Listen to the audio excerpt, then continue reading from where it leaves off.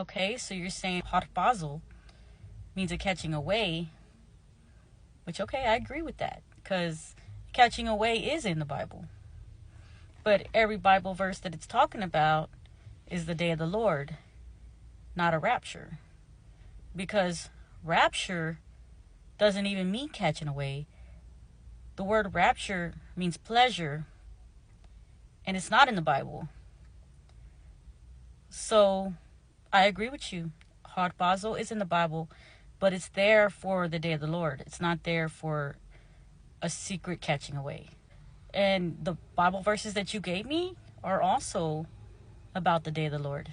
Let's go over them real quick. For the Lord himself shall descend from heaven with a shout, with the voice of the archangel, and with the trump of God, and the dead in Christ shall rise first.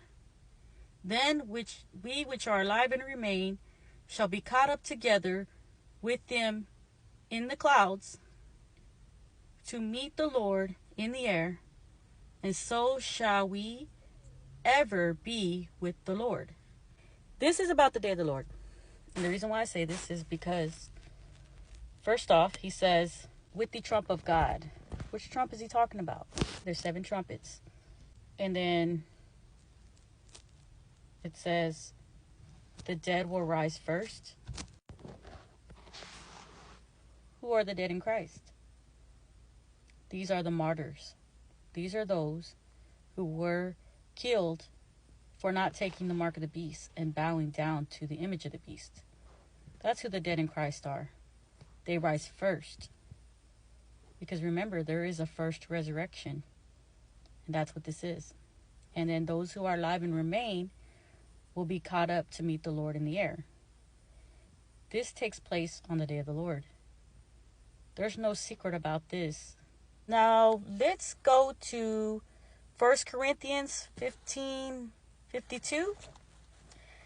And we can both agree that 1 Thessalonians chapter 4, verse 16 and 17, and 1 Corinthians chapter 15, verse 52 are talking about the same event, right?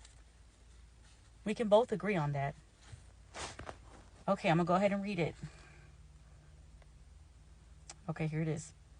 In a moment, in the twinkling of an eye, at the last trump, for the trumpet shall sound, and the dead shall be raised incorruptible, and we shall all be changed. All right, so it says there that in a moment, in a twinkling of an eye, at the last trump, the trumpet will sound. There are 7 trumpets. And the last trumpet, the last of the 7 trumpets, the 7th trumpet sounds in Revelation chapter 11, verse 16. This is when the tribulation ends. So right here it says that it's the last trumpet sound.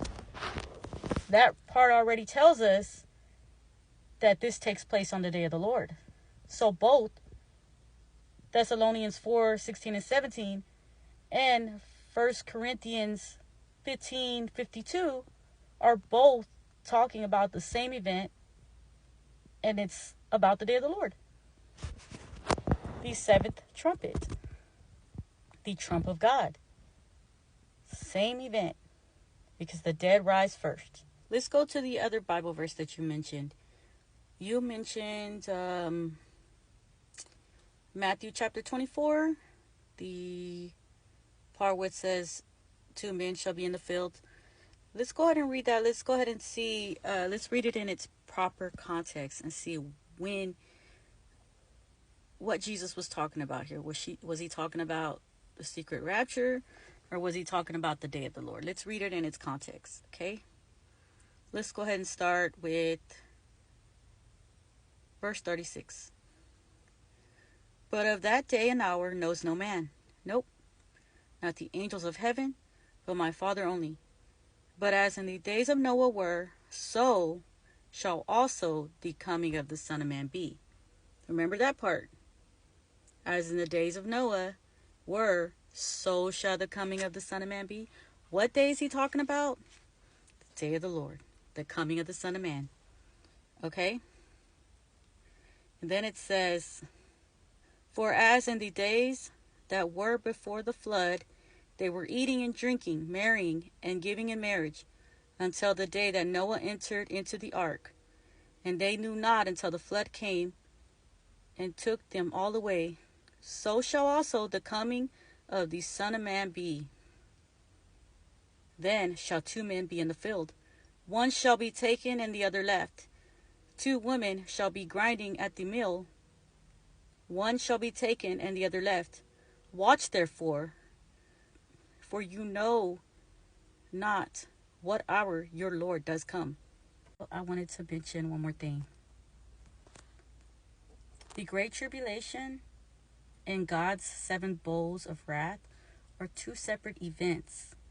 The Great Tribulation ends in Revelation chapter 11, verse 16, and this is when the 7th trumpet sounds. And during this time, the trumpet will sound, and this is immediately after the tribulation. During this time, there will be signs that will appear in the sky. And it even says that the Ark of the Covenant will show in the sky.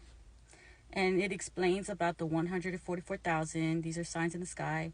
And it talks about the mark of the beast. So this is Revelation chapter 12 and 13.